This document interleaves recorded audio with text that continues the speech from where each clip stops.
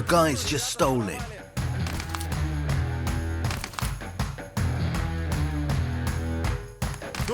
They just took off with the handbag. The guys are pulling the handbag from the girl and they hit the throttle. Look, the strap was over the shoulder, but no use. Local thieves can steal anything. Damn. I was filming the street and in a split second, the men showed up and stole that girl's handbag. Ask anyone. Something or the other has been stolen from everyone.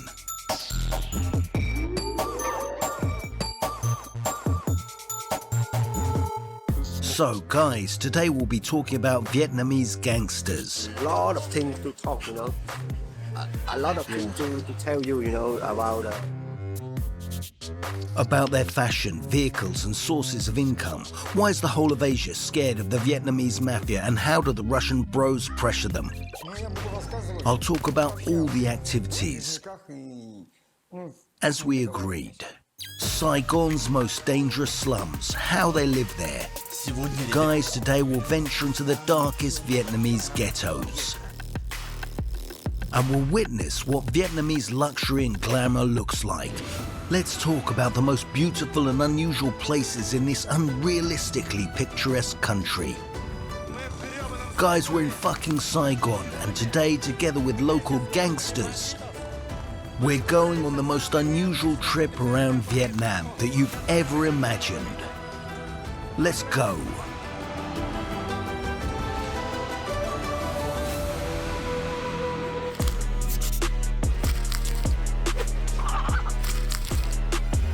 This is the district 8.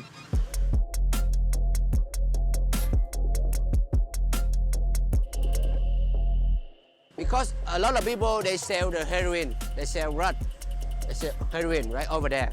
The young people, the others, the old people, every people in here, they sell heroin. When the police come, they zoom into the river. They zoom to the river and they swim to another side. Yeah, the police cannot catch them, you know. Liam is taking us to the places where he grew up. We're in Ho Chi Minh City, Vietnam's largest city, which is also known as the country's southern capital. But most of the time it's just called Saigon. I'll explain why in greater detail later. Liam is now a boss and he lives in a nice neighborhood. However, he grew up in District 8. In Saigon, have 2 districts, very, very dangerous. District 4 and District 8. District 4 is also known as the Mafia District. It is actually an island within a city. New housing has been built here in recent years and the area is being cleared up. Illegal activity is increasingly encroaching on District 8. I can't take no loss. I don't even know what it costs. I hit the gym. I really feel it's my time. Think it's my year. He's my friend. Yeah, and he's the big gangster, you know. You go with him very safe. District 8 immediately stands out with low slums against the backdrop of Saigon's skyscrapers. They sometimes live here like this in wooden pallet houses. They use water from this river, but even swimming in it looks dangerous. But more about local life later. Normally, the big gangsters, you know, they control the market. They control the market, you know. Every market have the big guy, the big brother, the big gangster. They control them.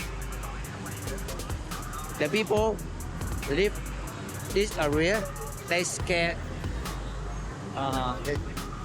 They scare the gangster. They don't scare the. They don't scare the. In Saigon, the mafia has always been more than just a criminal group. When the French took over in Vietnam after World War II, the Binh Tien fighters controlled the city, effectively turning it into a private army. And their leader, Le Van Vien, became the governor of Saigon. He was promoted to the rank of general, and the South Vietnamese Prime Minister officially consulted with him. By the way, Le Van Vien fled to France, but he died wealthy there. The four great kings ruled Saigon under the Americans. Nguyen Ngoc Loan made his career by fighting these kings. I know this name seems meaningless and complicated to you, but remember, Nguyen Ngoc Loan. I'll tell you a little bit more about him. This heinous butcher is a pivotal figure in Vietnam War history. By the way, after the war, Nam Cham, Vietnam's last godfather, ruled Saigon. Generally speaking, the criminal aesthetic is popular in the city. Liam brought style to the aesthetics.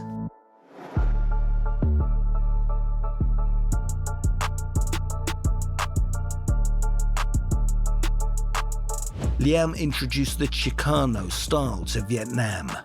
These are Latin American gangsters who first appeared in Los Angeles. Their distinctive feature is the abundance of tattoos. I don't care, some people told me, okay, you follow the Chicano, but you don't have the tattoo, follow the Mexican style. For me, I'm okay, because I love it. I love natural. You know that these tattoos originally had a meaning in Chicano culture. MS-13, for example, is a specific Latin American gang. Other gangs were represented by other letters in the tattoo. Is this the case in Vietnam? A lot of people ask me the same question, you know, because they just think the Cholo, some people follow the Chicano culture, they think, oh, this is a gangster, right? A lot of people think like this, but I stand with everybody. I love Chicano culture, but I love the fashion. I love the lifestyle. In Vietnam, Liam has 15 salons where anyone can be converted into a true Chicano. Hair, tattoos, and dressing up. Learn how to make bandit hand gestures. It means Vietnamese monster. The main attribute of Chicano is lowriders. These are vehicles with specialized suspension. To be clear, the Russian understated priors are lowriders working at minimum wage. Sorry for the pun.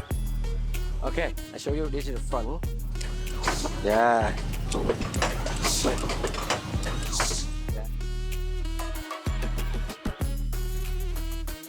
And one more thing, when you buy the car, this is original car, the Chevrolet Impala. You have to custom to the lowrider, because lowrider you can hopping, you can move, you can dance. Okay.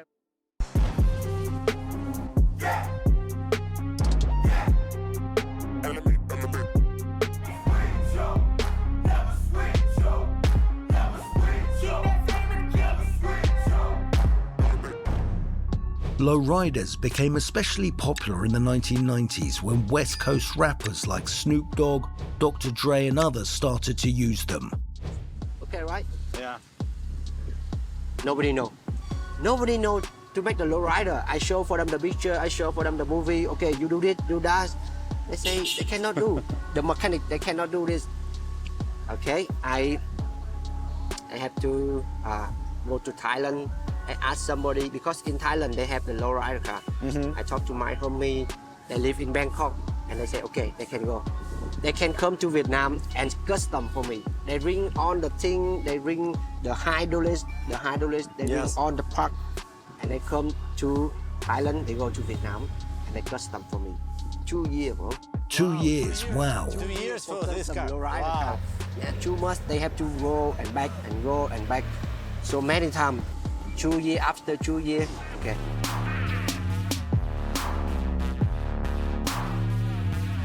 Oh.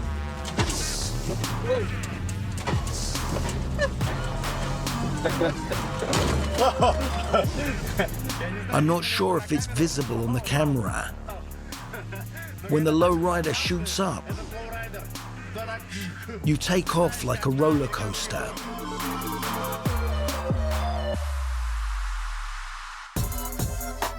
How much did it come to? I mean, the money. Yeah, I don't remember, bro, because 2-3 years, I have to fix a lot of things, you know. I custom maybe too much, bro. I don't remember. But it's somewhere around $20,000, $50,000, approximately, maybe 100. More. More than $100,000.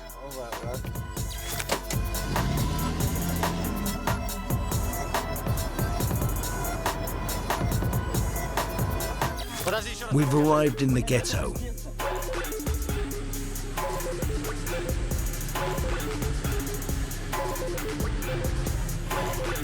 All right, should I hide the camera? Hold it in your hand. Shoot from down there. Let's get to the point. We relocated to Nha Trang, a major destination in southern Vietnam, quite popular among Russian-speaking tourists. A huge area of the city is completely black market.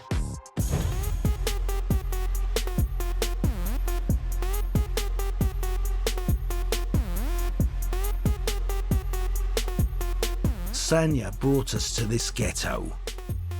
I was engaged with returning the stolen bikes, passports and phones, for perks and sometimes for free. It depends on the type of bike, the type of phone and the type of person.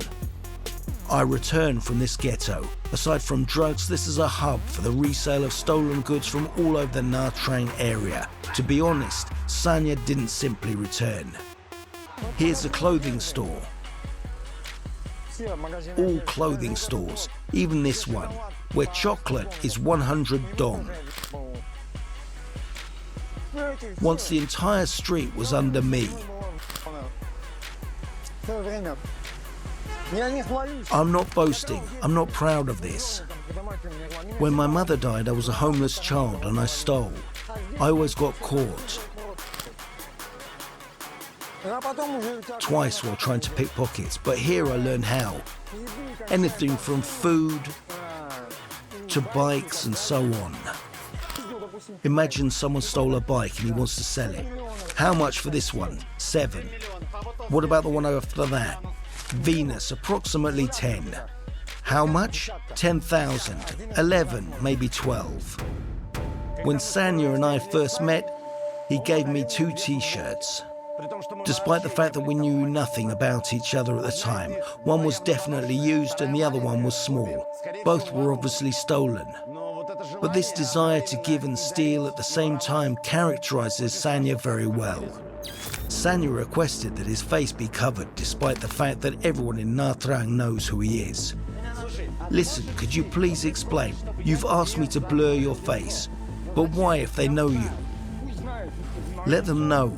My face will be uploaded to YouTube, and then anyone would point a finger at me. It can even be posted. So you want me to blur your face so that this video won't be used as evidence in court, right? Not in court, but in general. So what's the deal? I'm not really a celebrity. But maybe it's even better because his story is as archetypal as possible. Actually, Sanya is a very typical character of Asian resort destinations. The guy who showed up with nothing, ended with nothing, and he just enjoys his life. I was not planning to come here at all. I had things to do in my city. Girlfriend. My friend did everything. I woke up on a plane in Vietnam. I had just been awoken from a dream by a cabin crew, and Tien was screaming his lungs out. Hey, drunk man. I started to believe when I looked out the window, and when I went out into the street. I gave it my all. So you arrived stoned? No, I wasn't high, I was asleep, drunk. Well, you can say fucked up. I'm not sure what your thoughts are on alcohol. Well, stoned, yes, on consequences from the noble, philosophical, and ending with dance records. And the last 2 days there was alcohol. And he kicked me out. They took me out like a doll. I remember it like in a dream. How are you settling in here now? I can't even complain because I've accumulated such a life. Sanya has been in Vietnam for 10 years. He launched a small company and began, as many would say, to protect local businesses. In general, he led a reckless life. You know, when we brought everyone here, when we had a team, everyone was so nice. They loved us so much. But along with the COVID-19 pandemic, Sanya's brigade crumbled. He's now surviving as best he can. When they were looking for me all over town, I had hideouts with things in 5 different locations. I changed my clothes to fool the cameras. Sanya's repeatedly presented himself to the police, where he's been warned and even threatened with extradition. And once, the worst thing, the city authorities pasted these photos. This is a warning that Sanya may steal something. Please tell us about bribery in Vietnam. Bribes are a common thing. If a traffic cop stops you, and there are 2 of them, you must pay 500 to each.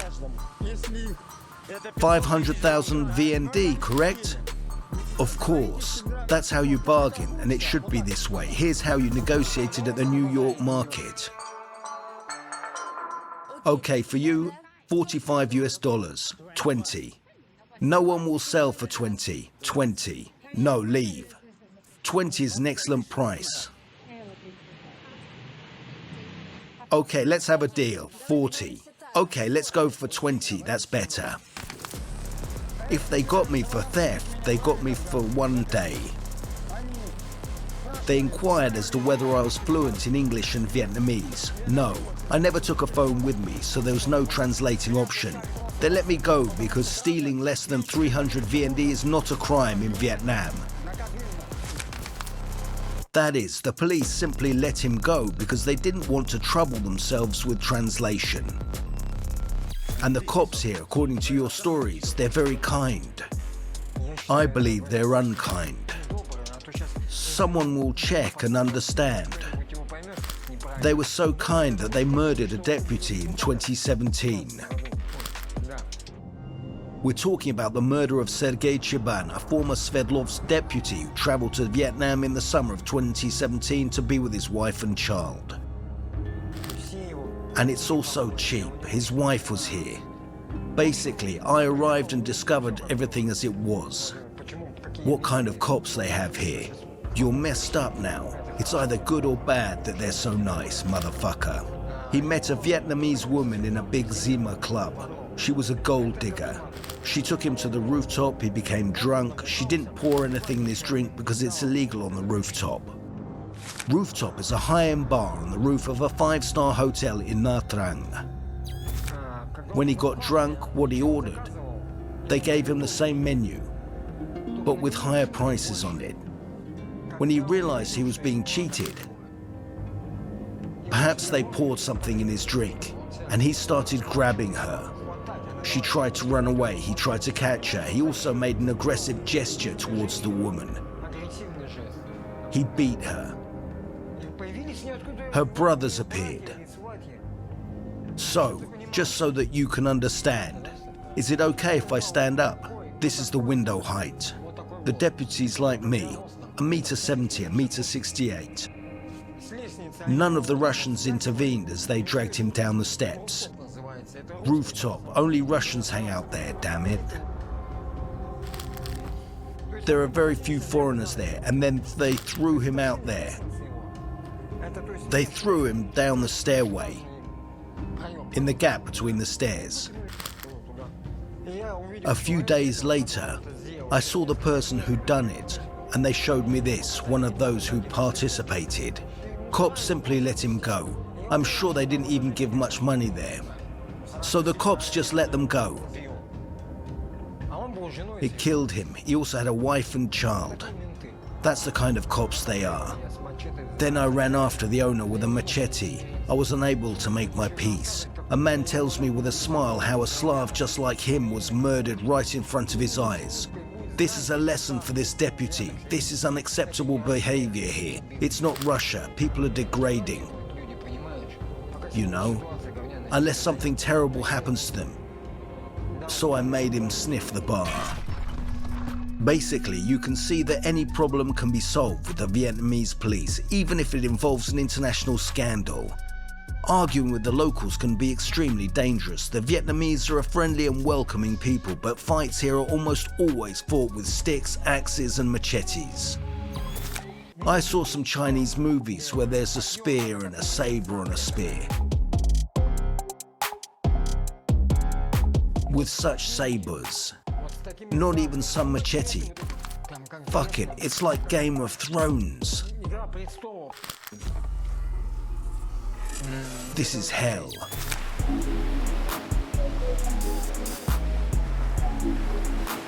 For balance, here is the polar opposite of Sanya, a typical story of Asian resort destinations. Seryoga and Antocha, two surfers from the beach.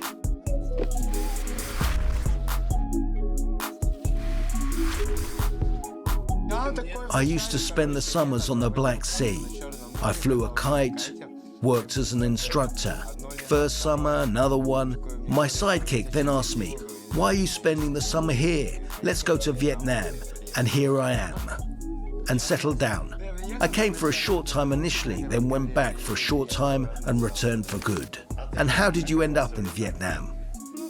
I'm not sure, my path led me here, maybe a little with the flow and some wishes in some way. In general, I enjoy traveling and twisting the globe beneath my feet. Since I came here, I haven't gone home yet. It's been about 5 years. The guys live right in this surf school. The police only come to find out how we're doing and how they can help us. Do you live here legally? Yes, we made a deal with the cops. You don't need much to live in a hot country. Moreover, the Vietnamese are unrealistically responsive and always willing to help. They're fantastic. They try hard and treat everyone with respect. Friendly, yes. Where are you from? What nationality? There's no mistrust. Quite the opposite. The Vietnamese even fed expats at their own expense during COVID. They were coming here, asked about our needs, and delivered food almost every day for several days.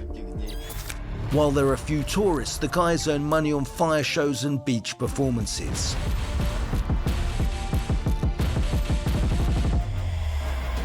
It may only bring a few pennies, but they don't seem to require much. Once again, the most typical Asian expat story.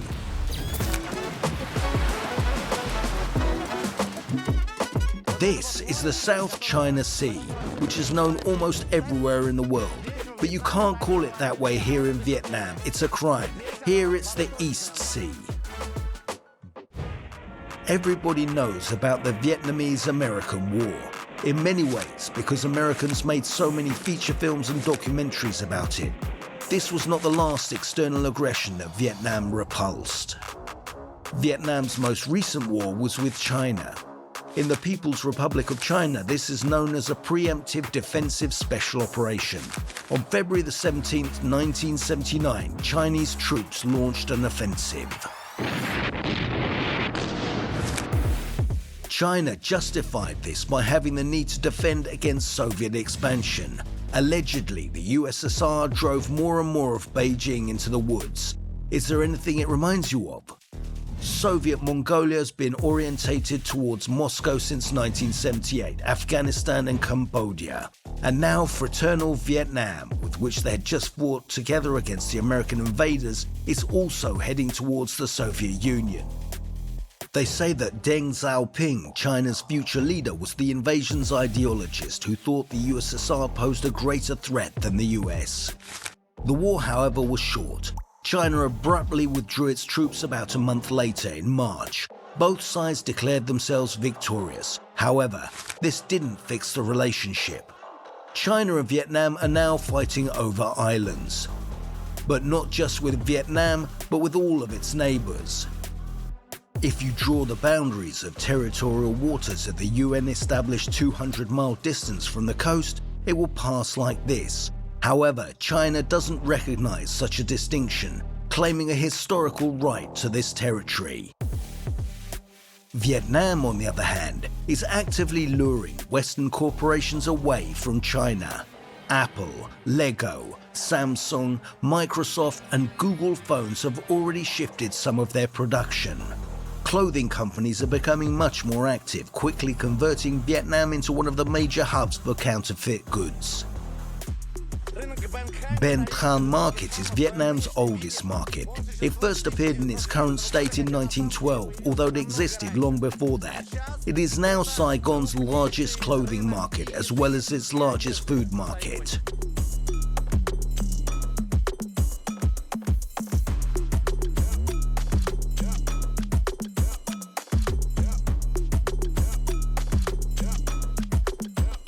We came here to investigate the shared passions of Madonna, Lil Pump, Morgenstern, Timothy and Igor Creed.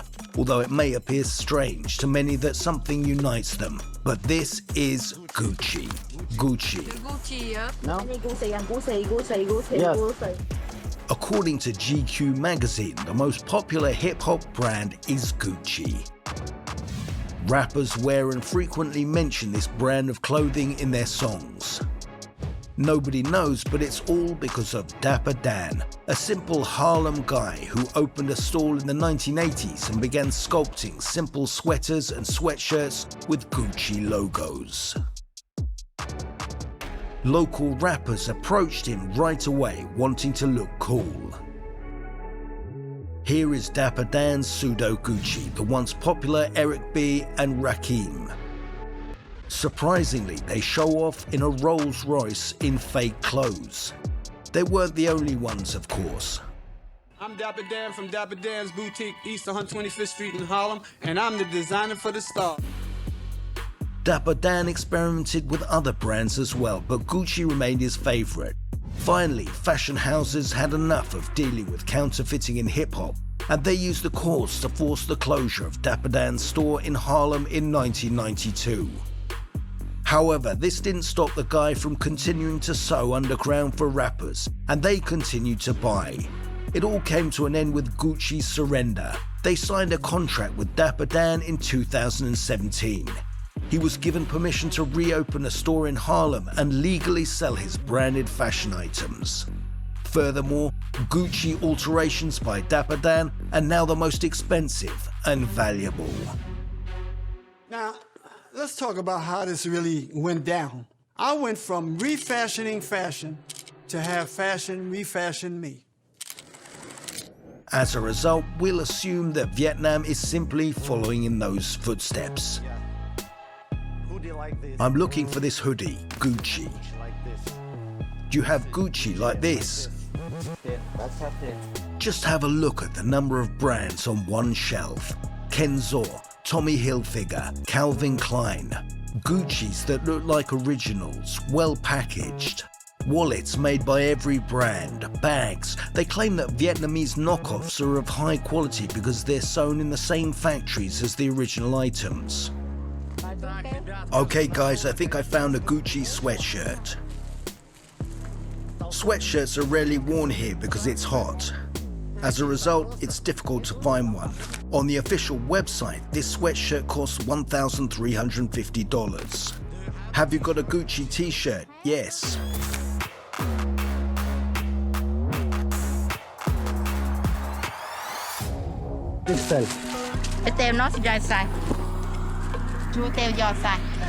Okay. I'll take a t-shirt too. Gucci as well, to have the complete look. And how much is all of this going to cost? 2 items?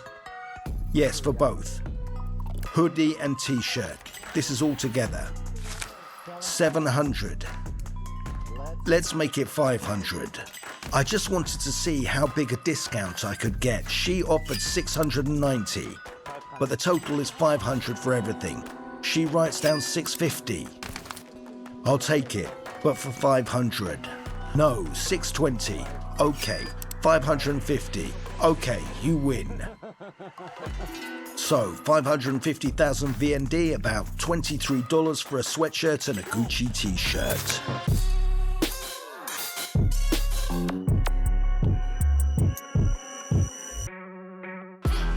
Yeah, here. How much? 250. 100. Really? Deal, 150. Like 220. 150 and I'll take it, or I'm leaving. Okay, 150. 200 độ, okay? 200. 200 V&D, come on.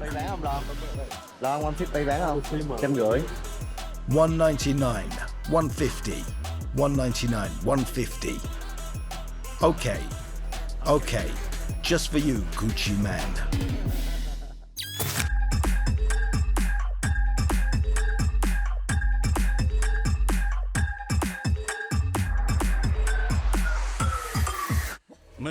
We're in Saigon's illegal housing district. It's located on the outskirts of District 8. People built these buildings out of anything, I mean from the garbage that was collected. They also live here.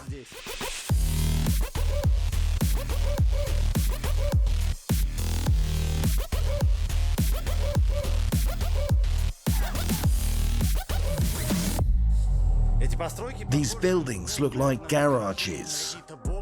A fascinating detail.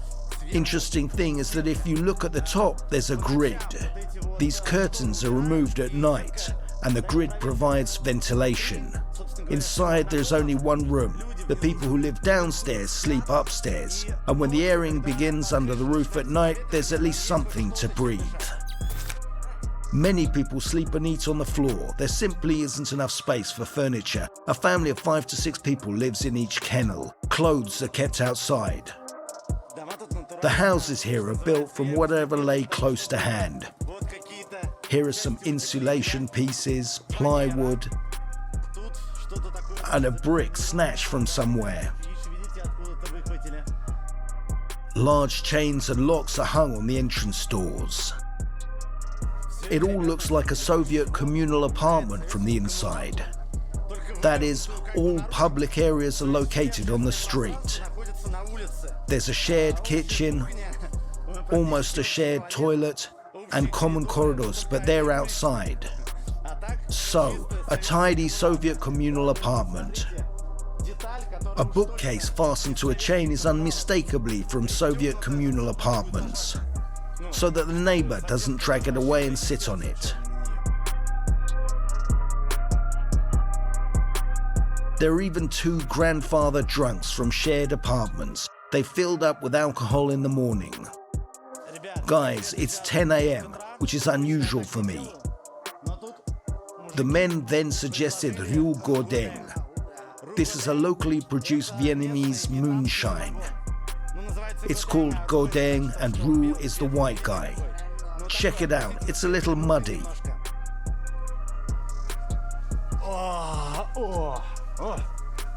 Strong.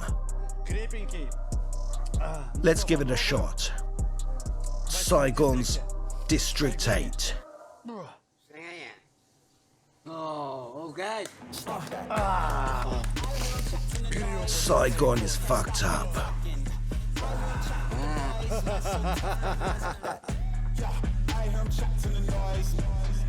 Guys who remember our communal apartments or who now live in them, please leave a comment. For several years I lived in a shared apartment.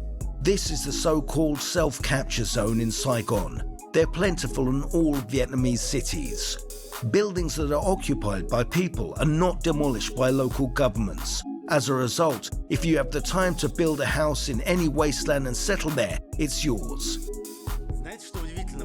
You know what's incredible? There's always a rich-poor divide in any community, even the poorest. While one person lives in a kennel with 5 other people, another person in the same area has their own veranda or recreation area.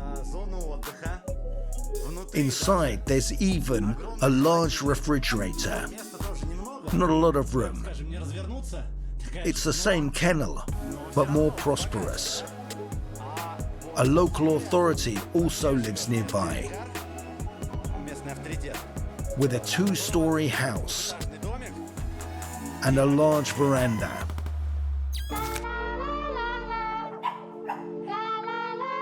He even has regular furniture in his home, such as a chandelier and his own combat cock. Even though there is a full kitchen, they prefer to cook on the floor. And by the way, not just in the slums, in any home, place the stove on the floor and cut and cook everything there. Look, the Vietnamese sleep without mattresses or sheets even, just on tiles. In general, there's a cult of daytime sleep in this country, even worse than in Spain with its siesta. The Vietnamese can fall asleep anywhere, on the road, on the porch, or on a bench. This is a park full of sleeping people. However, the bank clerks have moved their chairs and are snoring. A man didn't finish painting the toilet because he fell asleep in the middle of the repairs, according to a photo from chats.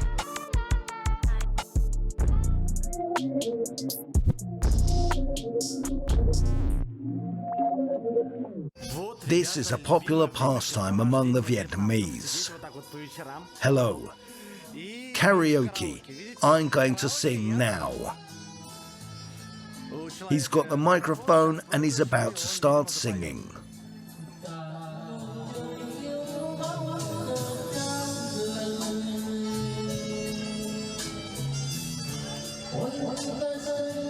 Almost the entire Vietnamese ghetto spends its time like this.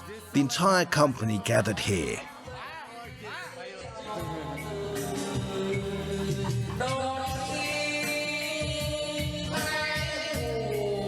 And so on throughout the evening. The whole family is here. Someone is sleeping here. Take note of how the Vietnamese react to us filming here. The majority of them are extremely friendly. Everyone is welcome to come in. It's amazing how the Vietnamese have virtually no distinction between public and private space. Look, this is a road and a moped just passed by, and this is where the apartment begins. A moped can stand right next to the refrigerator and the altar in an apartment at the same time. Enjoy your meal. Hello. I mean, this is the house, on the threshold of which people eat. There's no such thing as a border between the private and the public.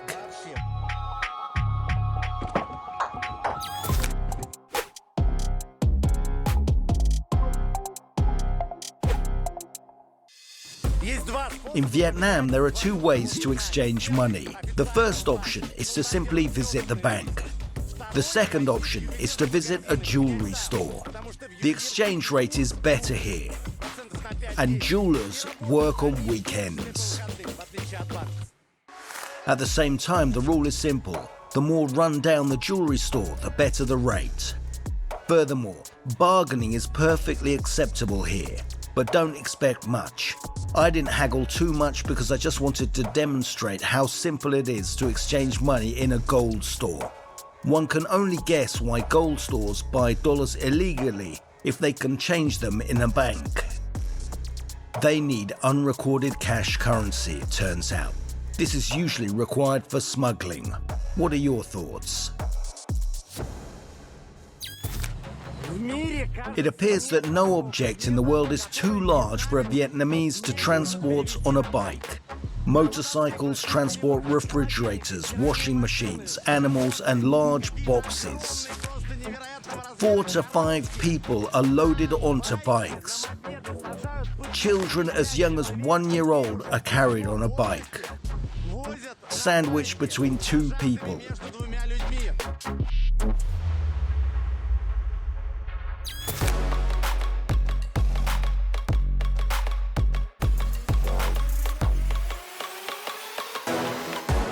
We've arrived at Honbar Nature Reserve. This location is well known for its plantations and mountain river.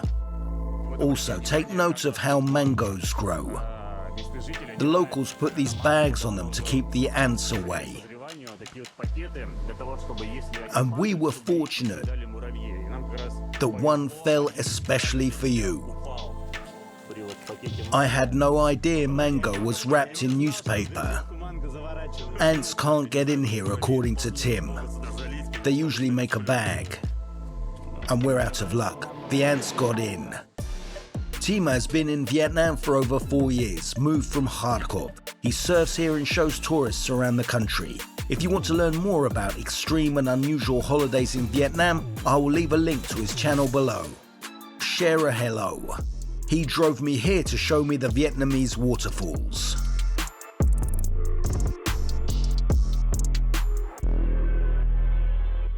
Swim in a river in the mountains. Oh, beautiful.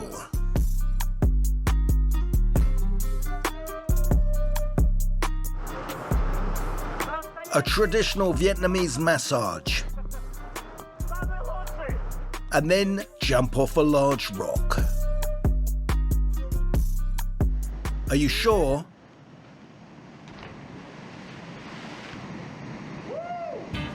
To be honest, the prospect of jumping into an unknown stone crevice didn't appeal to me, but what to do? Congratulations. Then it turned out that it was only about 2 meters high. However, Tien decided not to lead me to higher stones after seeing my reaction. Thank you very much.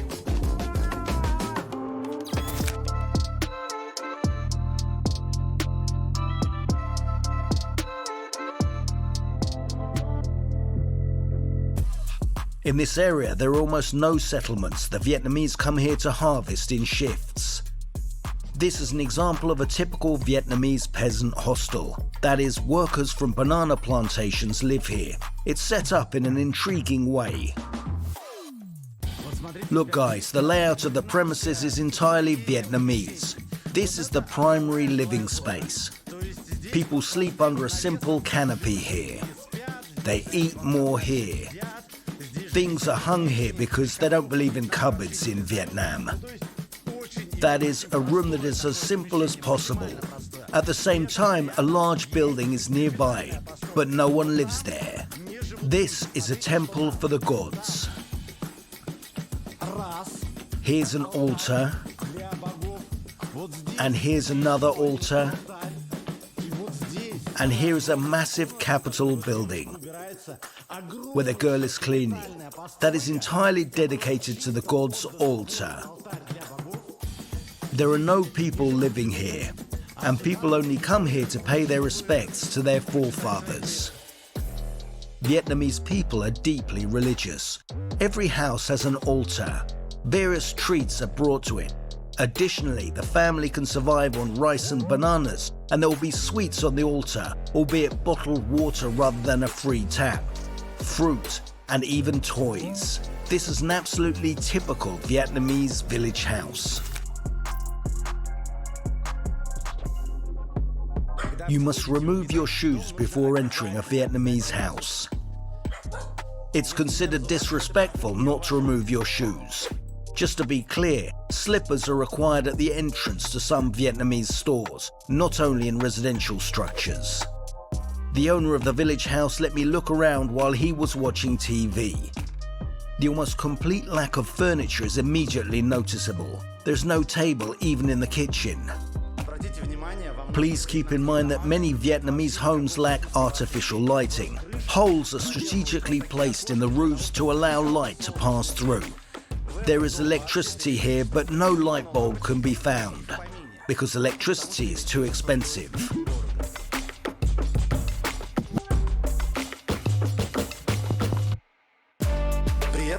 Also, it's incredible. The largest spacious room with a huge amount of air is dedicated to the ancestors' altar. It's very well put together. This is not a dining table. No one ever eats here. This table is only for the ancestors. This entire room, including its furnishings, is dedicated to the owner's mother. The only thing hanging on the wall is her photo.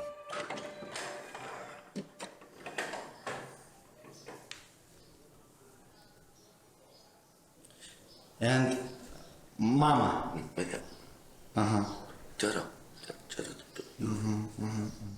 When their ancestors die, the Vietnamese believe that they don't go anywhere. They continue to live with them, albeit in a different body.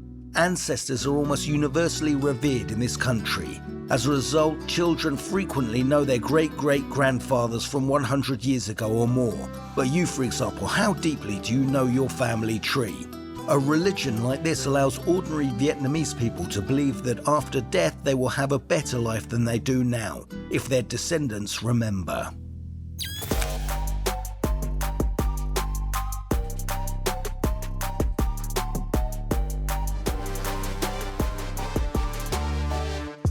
Shall we leave the bikes here?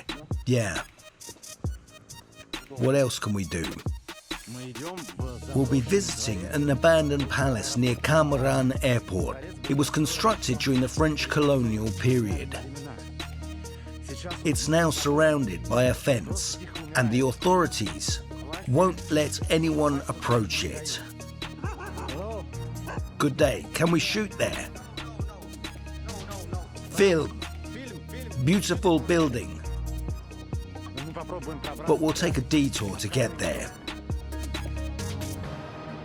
I wanted to go into it all the time, approach the guards and say how much, and his name is no. This is their gesture, no. Okay, after some time had passed, I inquired once more. I want to get in there. I said, I'll pay you, and he says no. Okay, the content will be more engaging then if I get in there.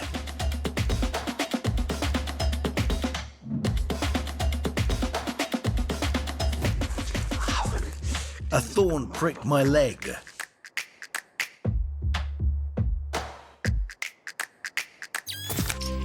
The palace is already in front of me.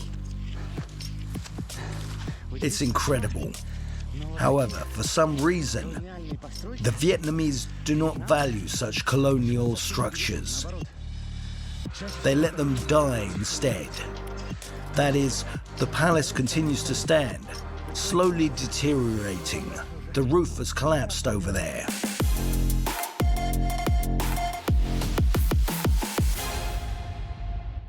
Of course, it's surprising that such a palace is empty and unused.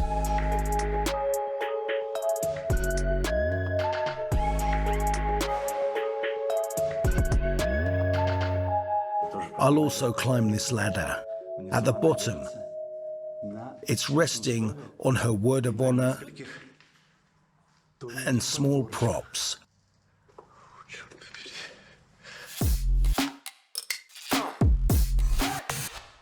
Doesn't it resemble a bell tower? According to some sources, this structure housed a Catholic monastery, and maybe that explains why the Vietnamese don't save it. It was difficult to establish European religions here. The Vietnamese were forbidden to practice their native Buddhism under the French. The locals went to extremes to restore their ancestors' religion. On June the 11th, 1963, the Buddhist monk Tut Juan Duc doused himself in gasoline and set himself on fire on this very spot. The newsreel footage shows people running up and bowing to him. For several months after that, several more Buddhist monks burned themselves in the squares of Saigon and other Vietnamese cities. Just imagine what it took to get people to douse and burn themselves. The photograph of the monk's self-immolation was later dubbed the most heinous evidence of French rule in Vietnam. In many ways, they were the catalyst for the end of this reign. True, the Americans replaced the French. Surprisingly, their failure in Vietnam is largely due to photographs too. The two worst images of the second half of the 20th century. Both photos were taken by Associated Press photographers. One of them is shown below. It's known as the Napalm Girl. 1972, children are rescued from a peaceful village that has been engulfed by American napalm. This photograph is credited with finally changing America's perceptions of the Vietnam War. Surprisingly, the girl in the photograph is still alive. Moreover, she resides in the United States. And here's another image, execution in Saigon. Remember the mafia fighting police officer, Nguyen Ngoc Loan?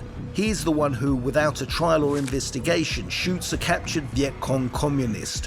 What triggered the scandal? The soldier was shot and then fled, but he also spent some time in the United States, made pizza there. Vietnam is an incredible country, stretching along the sea and seemingly fated to have two capitals, Hanoi, both northern and central.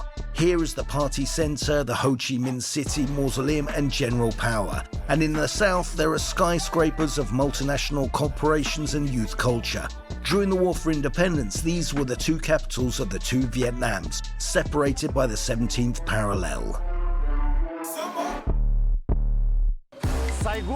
Saigon was Vietnam's pro-American capital. In 1976, it was renamed Ho Chi Minh City in honor of Vietnam's first communist leader. By analogy, the former capital of the Russian Empire was renamed Leningrad in honor of the Russian communist leader. But despite this, the city is still known as Saigon.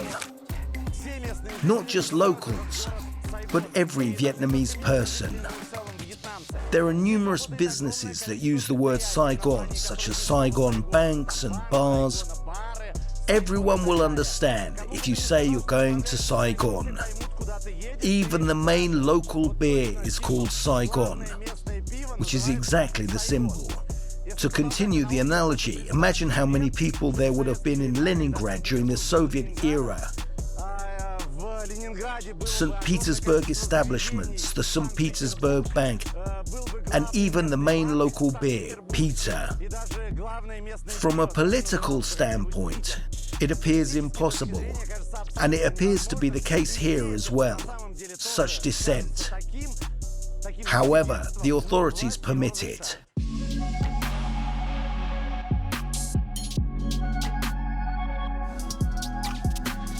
You might be surprised to learn that Vietnam's richest billionaire grew up in Russia and made his fortune in Ukraine.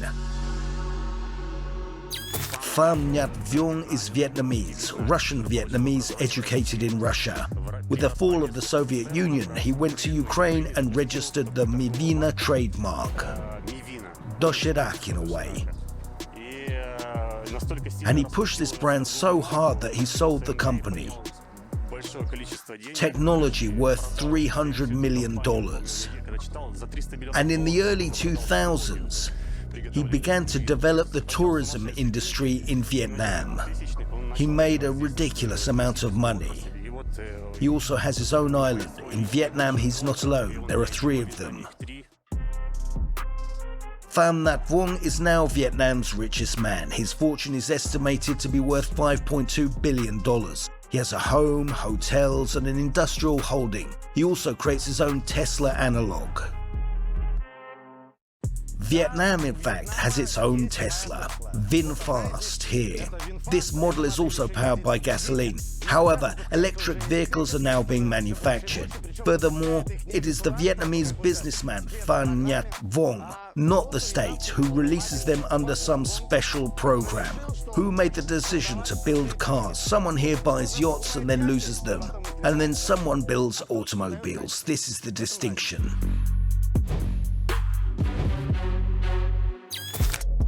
Vietnamese business has traditionally been strongly associated with the former Soviet republics, if not by money, then by culture. Uncle Fedja, for example, spent a long time in Khabarovsk, where he was a bricklayer. I didn't know A or B when I arrived. Grandmother, who's now retired, they loved us so much. And they taught us to speak Russian. We were given 3 months to study Russian. And then we went to work on the construction site. We were working there and speaking with our friends who would teach us. In general, unknown words would be written in the concrete solution with a finger to teach us. We could talk, but we couldn't write. And they taught us the language in the concrete.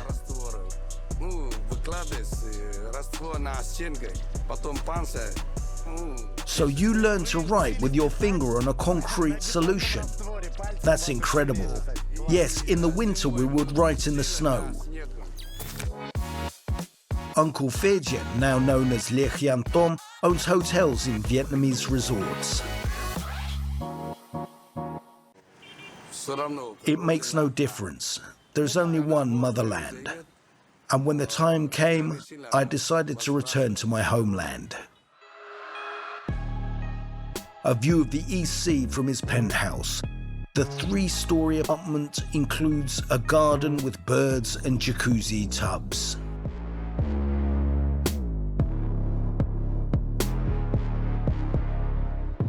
If someone wants to live in Nha Trang, how much does an apartment like this cost? To buy or to rent? To buy. I think it's pricey.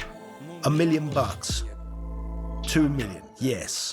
Such an apartment costs around 2 million.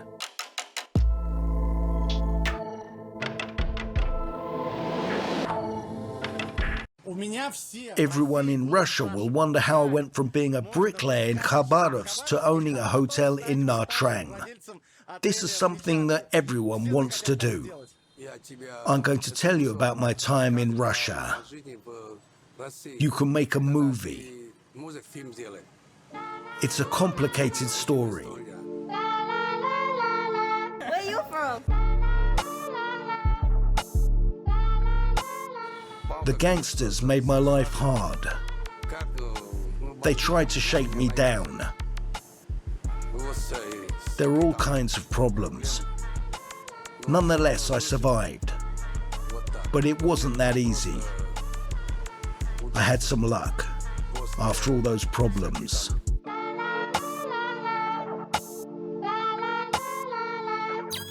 Uncle Fedja owns a number of hip nightclubs. You can try, but I won't stop, won't stop. Won't stop. Won't stop.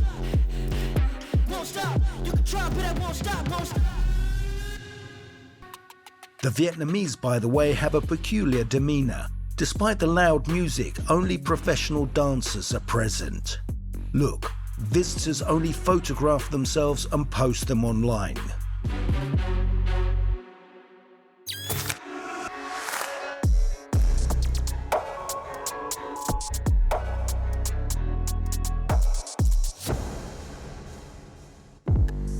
The Vietnamese have one peculiarity. Keep it in mind, guys. They usually touch the balls. When someone is pleased to see you, it's been a while, say. Or perhaps they simply like the person, something akin to a pat on the shoulder. It was even the source of several scandals that reached social media. For example, when hotel workers met tourists and were overjoyed at the arrival of children. Oh, what a little boy, hello dude, and they touch him. Of course, parents scream. They request that the staff be fired. The hotel employee was simply expressing their fondness for the children. He grabbed me by the balls would imply something different. He was overjoyed to see me, for example. Even among Vietnamese, misunderstandings occur. Here's an article. A man asked the police for help after being threatened because he refused to pay a fine imposed by the local ethics commission for touching someone else's penis against the owner's will. I'm curious what the penalty was. All of this takes place in the mountainous region of Quang Ngai province, which is home to numerous local tribes. So here what we have. Because the other person was wearing shorts, the applicant claimed he touched the other person's dick for fun. Excellent explanation. He was, however, unappreciated. The person whose penis was touched demanded compensation in the form of a pig and a keg of alcohol, and the court agreed with him. This is not a humorous note, it's real news. For them to touch the dick, you shouldn't resist that. It's a sign of honor, of respect. What does he touch you on? On the arse.